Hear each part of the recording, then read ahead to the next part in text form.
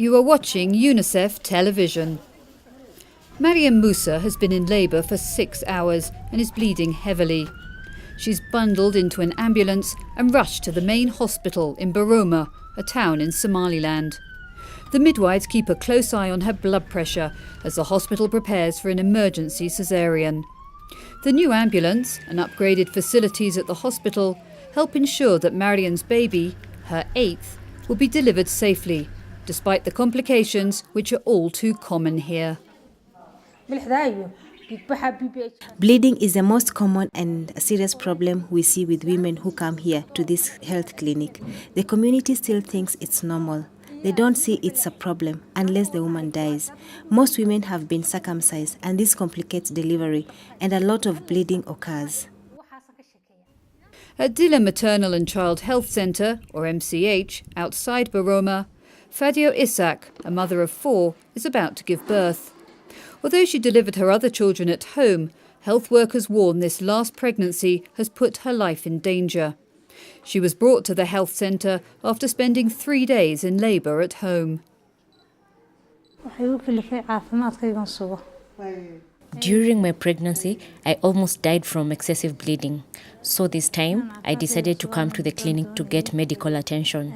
Now, I already see that giving birth in the hospital is better. You can see the midwives have been checking me all the time. The number of women giving birth at Dilla Health Centre has shot up in the past 2 years.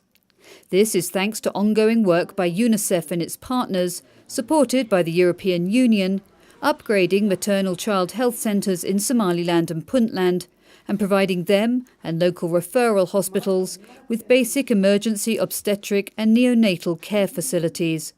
Many health centres are open round the clock and now have solar power and running water. Previously, the maternal mortality rate was so high, and in our MCHs there were no delivery system at the MCHs. But when Somali reproductive health has started, sexual reproductive health has started in these 7 MCHs, the delivery, all normal delivery was conducted at the MCHs. Previously, there was no delivery at the MCHs, but currently the number of deliveries at the MCHs has increased. The project includes a large training component, with courses for doctors, qualified nurses and midwives, and community health workers. Traditional birth attendants are involved, persuading women to come to health centres or hospitals for antenatal checkups and to give birth. One such attendant, Ada Mehile, used to walk long distances to help women giving birth at home. Despite 30 years of experience, she says there were times when she could only watch as women died during labour. But this has now changed. We did not know what used to cause problems when women were giving birth. When bleeding started, we did not know what to do. We did not have anybody to assist us if things went wrong. Most husbands are too poor, they cannot even afford transport. It was hard to get help and sometimes the woman would die. But now the cost of transport is covered, everything is covered. Having a baby poses one of the greatest risks to the lives of Somali women. In Somaliland, fewer than half of women giving birth have any kind of skilled personnel with them, and in the rural areas, the numbers are much lower.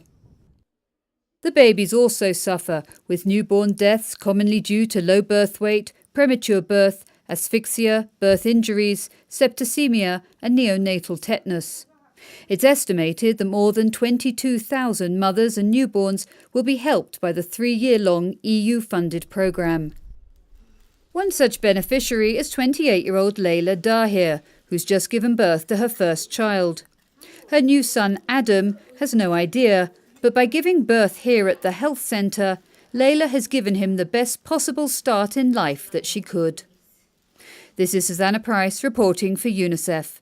For more information, go to www.unicef.org. Unite for Children.